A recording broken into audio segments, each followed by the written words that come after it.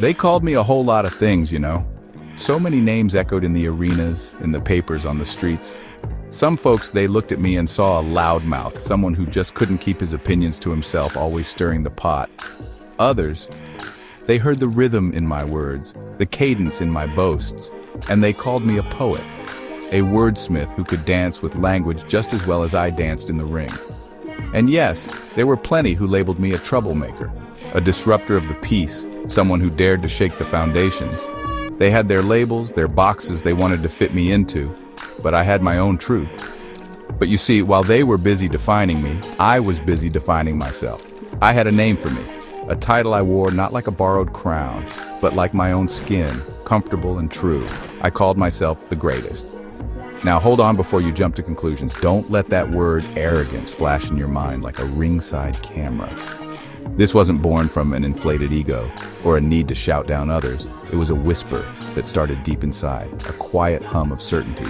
I believed it with every fiber of my being, with every drop of sweat, with every beat of my heart, long before anyone else even considered it a possibility, let alone a reality. So I invite you now, lean in a little closer. Listen past the roar of the crowds, past the headlines and the controversies they spun. Listen to the silence between the punches, to the quiet determination that fueled the fire. If you listen carefully, with an open heart and an open mind, you might just start to piece together the puzzle. You might just figure out who I truly am, beyond the titles, beyond the legend, beyond the man the world thought they knew. It's a journey, and every great journey begins with a willingness to discover something new, something real. This ain't gonna be some sugar-coated tale, some polished version for the history books written by folks who weren't there. No, sir. This is my story, the one I lived, the one I breathed. You're gonna hear it straight from the champ's mouth, no frills, no holding back. Every triumph, every stumble, every lesson learned in the harsh spotlight and the quiet shadows. I'm gonna lay it all out for you, the raw, uncut truth. Because to understand the legend, you gotta understand the man. And to understand the man, you gotta hear his unfiltered voice, telling it like it was, like it is.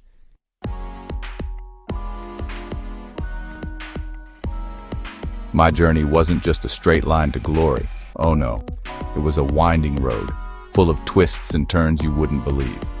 There were mountains to climb, rivers to cross, and shadows that sometimes seemed to stretch on forever. I faced giants in the ring, and giants outside of it too, some visible, some hidden in the hearts of men. But through it all, I kept moving, kept fighting, kept believing in what I stood for. This story isn't just about boxing, it's about the fight for respect, the fight for freedom, the fight for a voice in a world that often tried to silence me. It's about finding strength when you feel weak. You see, I was more than just fists and fancy footwork, though the world loved to watch me dance. I had a voice, and I wasn't afraid to use it. I wove words like I wove through an opponent's defense, sometimes sharp and stinging, sometimes smooth and flowing like a river. They called my rhymes predictions, my boasts audacious, but beneath it all was a deep well of conviction. I spoke for those who couldn't speak, stood up for what I believed was right, even when it was the hardest thing to do. My words were my other weapon, as powerful as any punch, aimed at injustice, at prejudice, at complacency. So as you listen to these words, my words, I want you to look beyond the glitter of the championship belts, beyond the roar of the adoring and sometimes disapproving crowds. I want you to see the heart of the man, the spirit that refused to be broken, the mind that was always questioning, always seeking. This isn't just a recount of fights won and lost. It's an unveiling of the soul, a glimpse into the furnace where my character was forged. It's about the choices I made, the stands I took, and the price I was willing to pay for my convictions. It's about the journey to become myself, fully and unapologetically. The world knows the name, or at least they think they do. They've heard the legends, the myths, the stories told by others. But now, it's my turn. I'm pulling back the curtain, inviting you into my world, my thoughts, my very essence. This is more than an autobiography. It's a conversation, a sharing of the spirit that drove me. Prepare yourself to understand not just what I did, but why I did it. Prepare yourself to meet the man behind the myth, the voice behind the roar.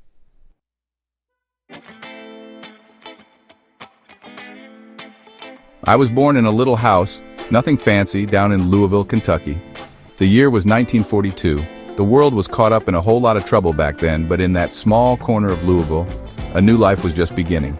My mama, Odessa, she had a powerful spirit, and she gave me a powerful name. Cassius Marcellus Clay, named after a preacher, an abolitionist preacher at that, a man who fought for freedom with his words and his deeds. That was a heavy name for a little fella, a name with history already woven into it. Maybe it was a sign, a whisper from destiny itself, that I wasn't meant to just pass through this world unnoticed. My daddy, Cassius Marcellus Clay Sr., now he was a character. He painted signs, big colorful billboards that shouted out to the world. He had a bit of the showman in him, a flair for the dramatic. I reckon I got some of that sparkle from him, that need to be seen, to be heard. He worked with his hands, bringing color to a sometimes gray world, trying to make a living for his family. He painted what he saw and what he wanted others to see. I guess in my own way, I was going to do the same. Not with paint and brushes, but with my fists and my feet, and yeah, with my mouth too. Then there was my mama, Odessa Grady Clay. She was the rock, the quiet strength that held our family together. She cooked the meals that filled our bellies, cleaned the house that sheltered us, and prayed with a faith so pure it could almost make you see angels. She did her best, Lord knows she did, to keep me and my brother Rudy out of trouble. Mostly she succeeded, but I was a live wire, full of beans, always testing the boundaries. Mama had a gentle way, but beneath it was a steel that wouldn't bend, a belief in her boys that never wavered. Her love was a shield. Growing up in Louisville in those days, well, it wasn't always a walk in the park. Segregation was real, a bitter pill you had to swallow every day. There were places you couldn't go, things you couldn't do, just because of the color of your skin. But even as a boy, I felt something stirring inside me, a restless energy, a sense that I was more than what they told me I was. I was quick, I was loud, always poking my nose into things. I didn't know then where all that energy would lead me, but I knew deep down I wasn't going to stay quiet for long.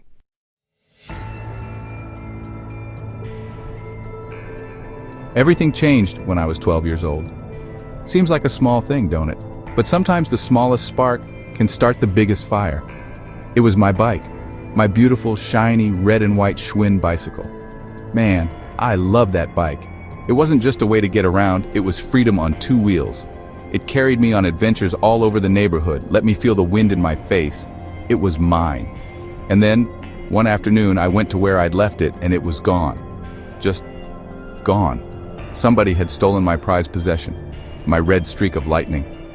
That feeling, it hit me like a punch to the gut. First came the disbelief, then a rage so hot it made my head spin. I was a skinny kid, sure, but I was mad enough to take on the whole world. I wanted to find whoever did it. I wanted to whoop him, make him feel what I was feeling. That anger, it was raw, it was real. My heart was pounding like a drum. My fists were clenched tight. It wasn't just about a bicycle anymore. It was about respect. It was about justice. It was about someone taking what was mine, and I wasn't going to stand for it. Still burning with that fury, I was told about a police officer who had a boxing gym. His name was Joe Ellsby Martin. I tracked him down, my story spilling out of me like a flood. I told him about my bike, about how I was going to find the thief and give him a piece of my mind and maybe a fist or two. Joe, he just listened, calm as you please. He let me vent all that anger. Then he looked at me real steady and he said, well, you better learn how to fight before you start challenging people. Those words, they cut through the noise in my head. Learn to fight. So that's what I did. Joe Martin, he took me in. He started showing me the ropes, literally. How to stand, how to jab, how to move my feet. He taught me discipline, taught me control. And you know what? It felt right. It felt like I was born for it. My hands, they were fast. My feet, they were even faster. I could float, I could sting. And that mouth of mine, the one Mama was always trying to quiet down, well, it found a whole new purpose. I was learning to fight, all right, and not just with my fists. A new chapter was beginning.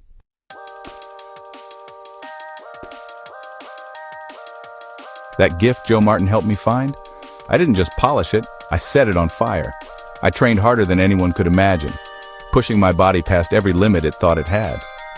Early mornings, road work pounding the Louisville streets before the sun even thought about waking up. Late nights in that hot, sweaty gym, the rhythmic thud of my fists on the heavy bag, the blur of the speed bag, a soundtrack to my ambition. They said I danced in the ring and, well, it was true. I danced harder in training, so the fights felt easy. I was crafting a new way to box, a style all my own. My feet were as important as my fists, if not more. I was building a fortress of speed and stamina that no one could breach. They'd swing with all their might, these fellas in the amateur ranks trying to catch the lightning. And they'd miss time and time again, hitting nothing but air where I'd been a split second before. Then quick as a snake, I'd jab, I'd sting, leaving my mark before they even knew what hit them. It wasn't just about power, it was about precision, about outthinking them, outmaneuvering them. I won 6 Kentucky Golden Gloves titles, then the National Golden Gloves. Each victory was another brick in the foundation of my confidence. I was learning my craft, but I was also learning how to be a showman, how to capture the imagination. The crowd started to notice this loudmouth kid who could back up his talk. Then came 1960, the biggest stage yet, Rome, Italy, the Olympic Games. I was just a young man, barely 18, but I was chosen to represent the red, white, and blue. Flying over that big ocean, it felt like I was flying towards my destiny. The Olympic Village was a whole new world.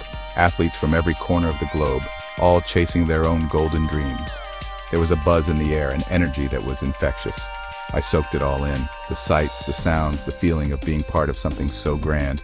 But I wasn't there just to participate, I was there to conquer. I was there to show the world who Cassius Clay was. And I did just that. Fight after fight, I danced, I jabbed, I outclassed them all. Light heavyweight division. When that final bell rang in the championship bout and my arm was raised, man, that feeling. Standing on that podium, the gold medal heavy and cool around my neck, watching that American flag rise, hearing our anthem play. It was everything. I was an Olympic champion. The world was at my feet, or so it seemed at that glorious moment. I had brought home the gold, Louisville's own. I felt like I could fly without a plane. I had proved it to myself and to the world watching.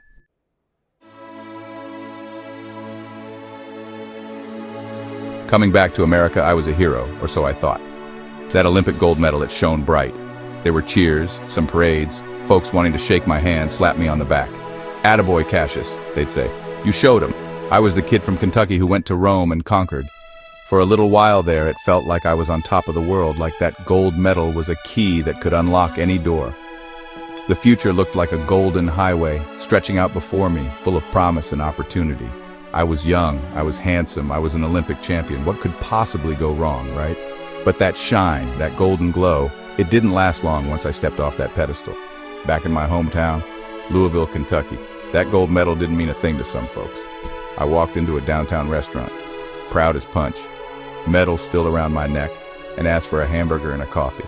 The waitress, she just looked at me and said, "We don't serve S here," just like that. The air went out of me. An Olympic champion who fought for the honor of this country couldn't even get a simple meal because of the color of my skin. The hypocrisy of it all, it was a punch to the gut. Harder than any I'd taken in the ring.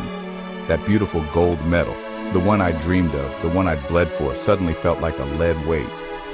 It wasn't a symbol of victory anymore, it was a symbol of a lie. What was it worth, really? If it couldn't buy me basic human dignity, if it couldn't get me treated like a man in my own country, then what good was it? So one day, filled with a sadness and an anger I couldn't quite name, I walked down to the Jefferson County Bridge over the Ohio River, and I threw that medal into the water, watched it disappear into the brown current. It was my way of saying, this ain't right. It was a piece of my heart sinking with it. Respect. That's what I was truly after. Not just applause, not just fame. Deep, honest-to-God respect. And standing there by that river, I knew that medal wasn't the way to get it. I had to earn it, my way, on my own terms. This fight was bigger than boxing. It was about demanding my humanity, my place in the world. Losing that medal, it hurt. But it also lit a new fire in me, a harder, more determined flame. The world was going to hear from Cassius Clay, all right. And I wasn't going to be quiet about what I believed. Not anymore. This was just the beginning of a much larger battle.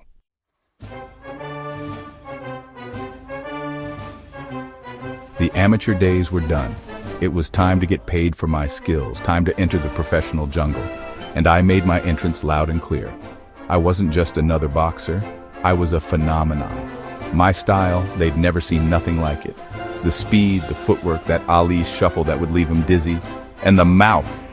Oh, that Louisville lip was in full effect. I rhymed, I boasted, I predicted the round my opponents would fall. Some called it arrogance, I called it confidence. I was selling tickets, putting people in the seats, and I was winning. Fight after fight, I climbed that ladder towards the ultimate prize, the heavyweight championship of the world. And by 1964, there I was, staring down the champ, the most feared man on the planet, Charles Sonny Liston. They called him the Big Bear, Sonny Liston, and he was.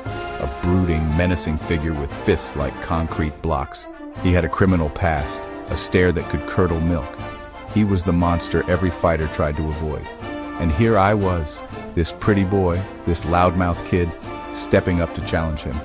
The odds were ridiculous, something like 7 or 8 to 1 against me. The sports writers, the so-called experts, they all said I was crazy. They said Liston would obliterate me in a round or two. "This will be the shortest title fight in history," one of them wrote. They thought my poems and predictions were just a way to hide my terror. They didn't know the strength I had inside. But I knew something they didn't. I knew I was faster. I knew I was smarter. And I knew I wasn't scared of him. When that bell rang on February 25th, 1964, in Miami Beach, I went out there and I danced. I floated like a butterfly, and I stung like a bee, just like I said I would.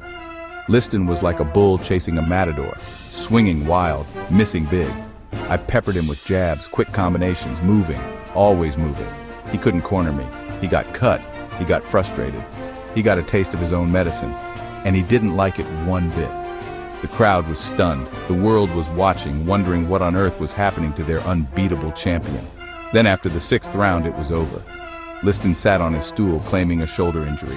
He wouldn't come out for the 7th. He quit. I leaped off my stool, arms raised, a volcano of emotion erupting. I ran to the ropes, pointing at the press row, at all those writers who had dismissed me, who had laughed at me. "Eat your words," I screamed. "Eat your words. I am the greatest. I am the greatest. I shook up the world. I shook up the world. I must be the greatest." And in that moment, I was.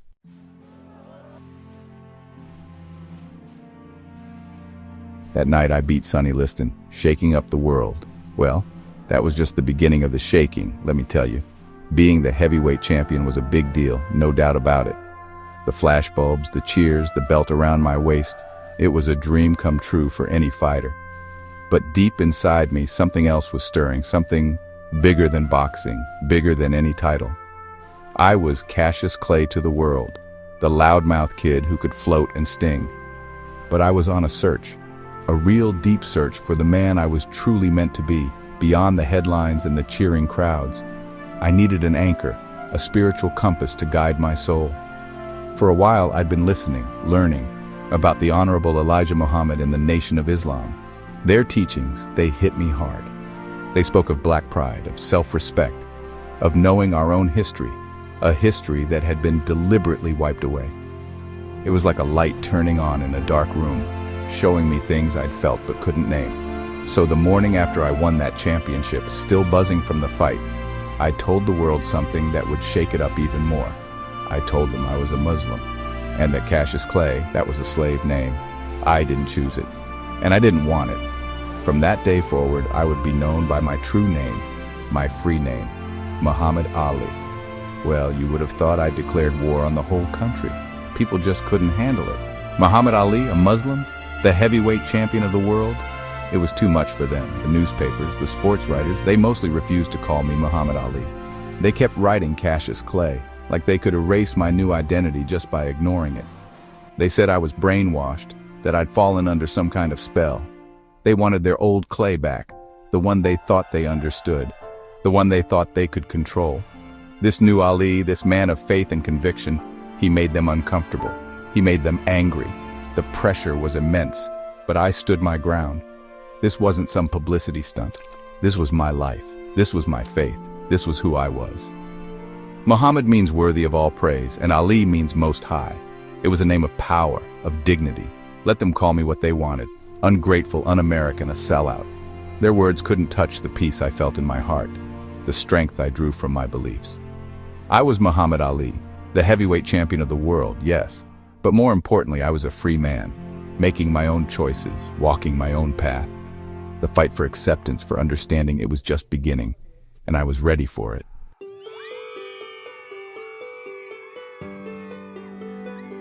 Just when folks were getting used to my new name or trying to ignore it, along came another earthquake.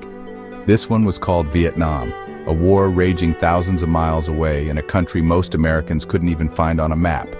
Young men were getting drafted, plucked out of their lives, handed a rifle, and shipped off to fight and die in those steamy jungles.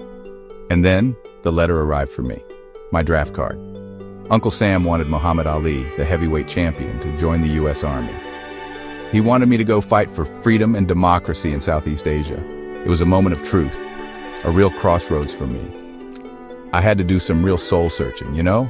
My country was calling, but my conscience, my faith, they were calling louder. How could I go shooting at poor folks in some far-off land? People who'd never done anything to me, who'd never called me names or oppressed my people. Especially when black folks right here in America were still fighting for basic civil rights, still being treated like second-class citizens. My religion, Islam, it taught me that warfare was only justified if it was a holy war, a jihad declared by Allah. And this war in Vietnam, it sure didn't feel like any holy war to me. It felt wrong, deep down in my bones. So I made my decision, and I didn't whisper it. I stood up tall and I told the world, man, I ain't got no quarrel with them Viet Cong. I told them no Viet Cong ever called me nigger. Those words, they exploded like a bombshell. Some people, they heard them and they called me a traitor, a coward, a disgrace to the uniform I hadn't even put on yet. They said I was unpatriotic, but others, many others, especially young people, black and white, they heard something else. They heard a voice of principle, a voice of courage, someone willing to risk everything for what he believed was right. It was a lonely stand in many ways. And the price, oh, it was heavy. They didn't waste no time. The boxing commissions, they stripped me of my heavyweight championship title. They revoked my license to box. Just like that, I was an outcast. For 3.5 years, right in the prime of my fighting life, from 25 to almost 29, I wasn't allowed to earn my living in the ring. They thought they could silence me, break my spirit, make me bend, but they underestimated Muhammad Ali. Even though I couldn't fight with my fists, I kept fighting with my words, speaking out against the war, speaking for justice on college campuses, at rallies, anywhere people would listen. The arena changed, but the fight went on.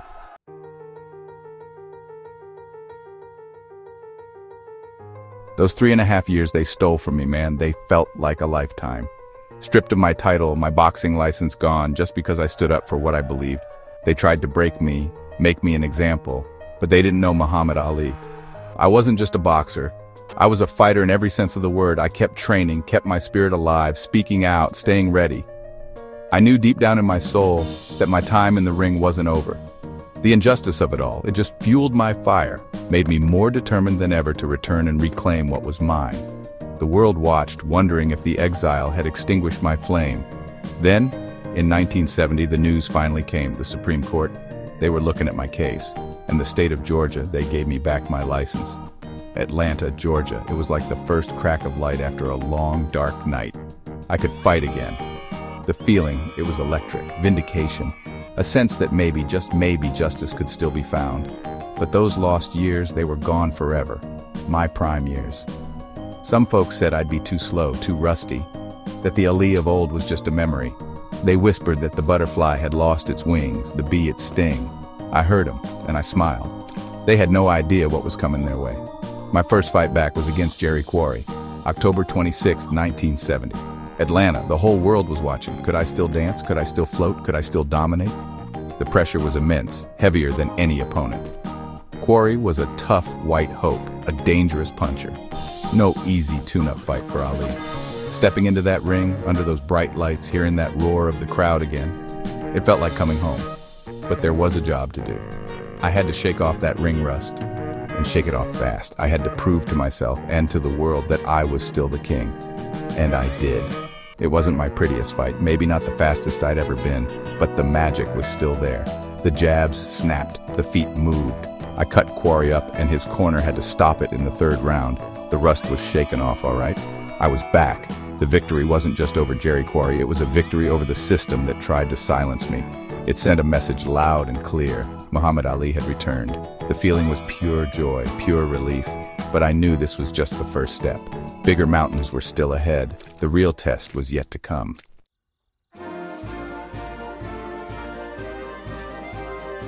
March 8, 1971. Madison Square Garden. Me versus Joe Frazier, the fight of the century. Two undefeated champions, the world watching, the tension electric. Frazier came at me like a freight train. I danced, jabbed, landed shots, but he never stopped. 15 brutal rounds. Then in the final round, Frazier's left hook dropped me. My first time down. I got up, but the decision was clear. Frazier by unanimous decision. My first professional loss. They said I was finished. but defeat taught me humility, made me hungrier. This wasn't the end of my story. I would be back.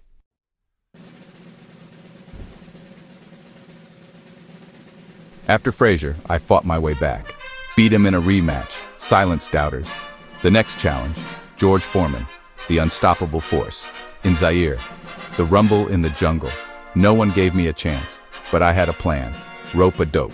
I let Foreman punch himself out in the African heat, taunting him, waiting. 8th round, my moment. I exploded off the ropes, landed a right.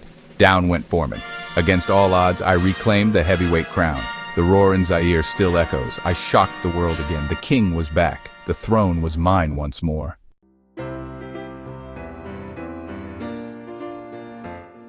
My fight wasn't just in the ring. The world listened when I spoke. I used my platform to fight for justice, black pride, and civil rights. My words became as powerful as my fists. Challenging, inspiring, uniting. My faith in Islam grounded me, gave me strength and purpose. I wanted my voice to lift up the voiceless, to spark change. My legacy was more than boxing. It was about standing for something greater.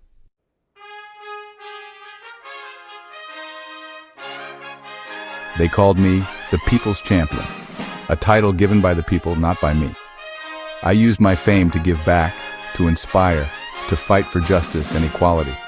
I wanted to show that greatness isn't just about winning, but about lifting others up. My story became a symbol of hope and resistance around the world. I wanted everyone, especially the overlooked, to believe in themselves. My greatest victory was inspiring others to find their own strength. The spirit of the fight lives on in every heart I touched.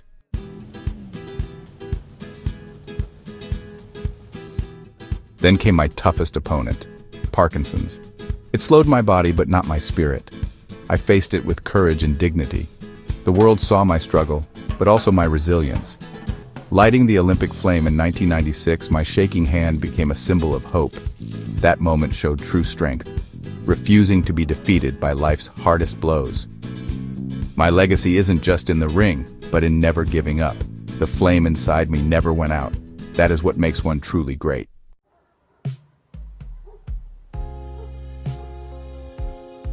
So now you've heard my story, straight from my own mouth, no chaser. You've seen the bright lights and the long shadows. You've heard the cheers and the jeers.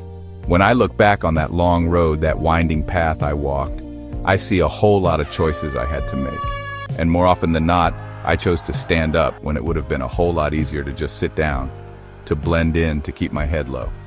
So many times the world wanted me to be quiet, to just be the boxer, the entertainer, but there was a fire in me, a need to speak my truth even when my voice shook, even when the whole world seemed to want to shout me down. That path, it wasn't always popular, but it was mine. And I learned to say no when everyone around me, everyone with power, was demanding a yes. Think about it. They wanted me to go to Vietnam to fight a war I didn't believe in, against people who'd never done me no harm. My country, the one I won an Olympic gold for, it asked me to betray my conscience. For a young man, the heavyweight champion of the world, to say no to that, well, that was like setting off a bomb. They took my title. They took my livelihood. They tried to take my voice. But that no, it echoed louder than any punch I ever threw. It was a stand for peace, a stand for my faith, a stand for what I knew deep in my heart was right, no matter the cost. Then there was the dancing. Oh, I loved to dance. Danced in the ring, floated like a butterfly so fast they couldn't catch me. But I danced through life too, you know? When others froze up, scared of what might happen, scared of the unknown, I tried to keep moving, keep shuffling, keep that rhythm going. I shook up the world, they said, and you know what? I loved every single second of it. Not because I wanted to cause trouble just for trouble's sake. No, I loved it because it meant people were thinking. It meant the old ways were being challenged. It meant life was moving, changing, and I was right there in the middle of the storm, feeling the thunder. So when you think about me, remember these things. Remember the man who stood up, who said no, who danced through the fire. It wasn't arrogance that drove me, not really. It was conviction. It was a deep, unshakable belief in the power of one man, one voice, to make a difference. It was about fighting for what you believe in, even when you're the only one in the ring. It was about living your life out loud with courage, with passion, with a little bit of poetry, and a whole lot of heart. That was the only way I knew how to be. That was the sum of my stands, the rhythm of my soul.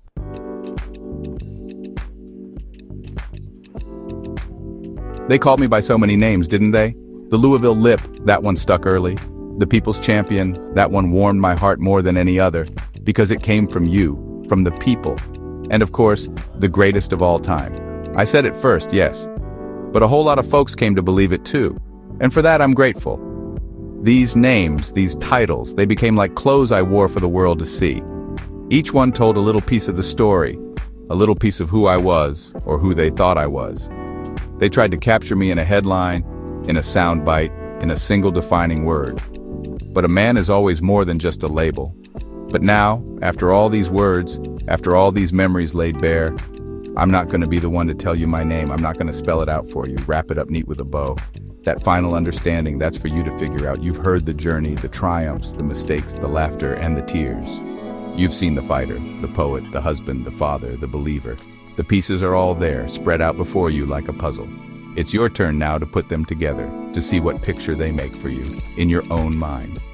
What name truly fits the man you've come to know through these words?